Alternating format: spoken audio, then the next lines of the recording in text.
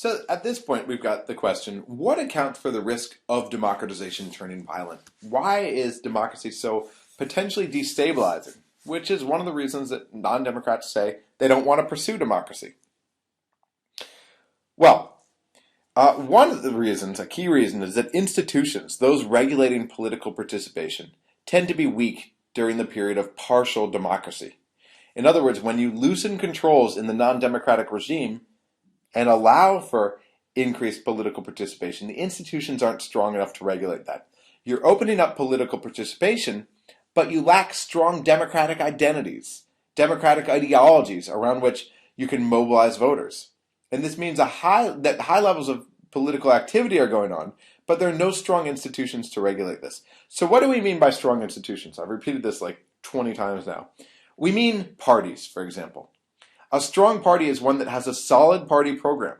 It's clearly articulated, and you've got a relatively stable group of adherents to that party. So where you have weak parties, groups can run on empty populist slogans, radicalism, very simple ideas that are easy to sell. Strong parties are those that have more complex answers, because the world's a complex place. Right. So those are strong parties. We can also talk about weak electoral mechanisms. Strong electoral mechanisms occur where you've got regular elections that are fully free.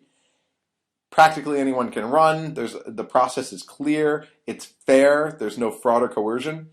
Where you have weak electoral mechanisms, you have groups that are fighting for power and legitimacy in the streets because they've been sidelined formally through the formal institutions.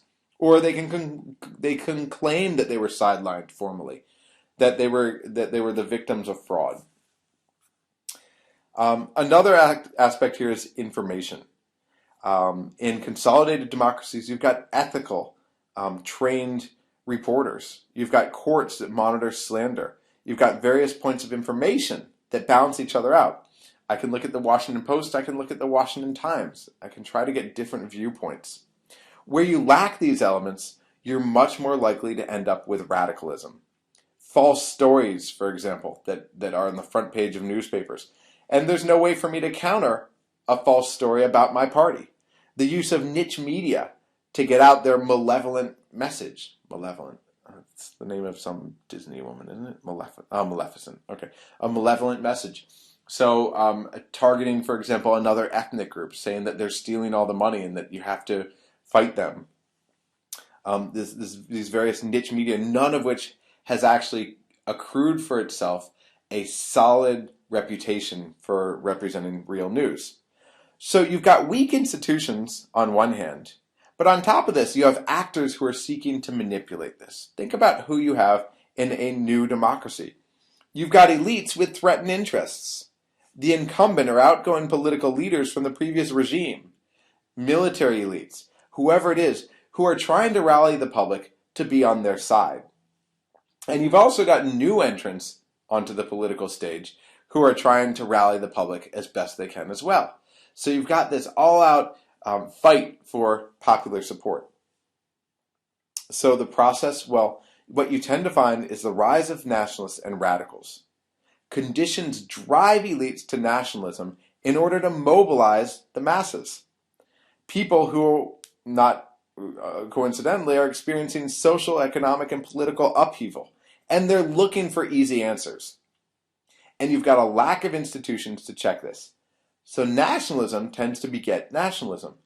It becomes more and more aggressive, and it spins into foreign policy once nationalists take power, or once those people in power are pressured by nationalists to act more aggressively or face being turned out themselves.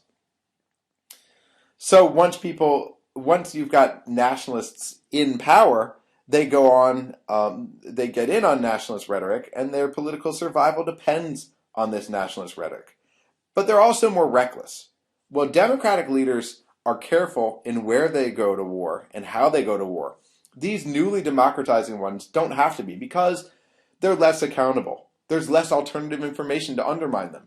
The electoral process is less sound, and so they are by definition less accountable, and they can engage in these dangerous policies. And what you get is this dangerous dead end, where the propagation of nationalism can lead to the exclusion of political opponents, meaning you're further stuck in this cycle. In addition, alternative elites may try to one-up these nationalists with their own rhetoric, creating what Mansfield and Snyder call this nationalist bidding war. So all of this is very dangerous. And so that ends the sort of lecture part, and we're going to next look at a series of big questions in the discussion section.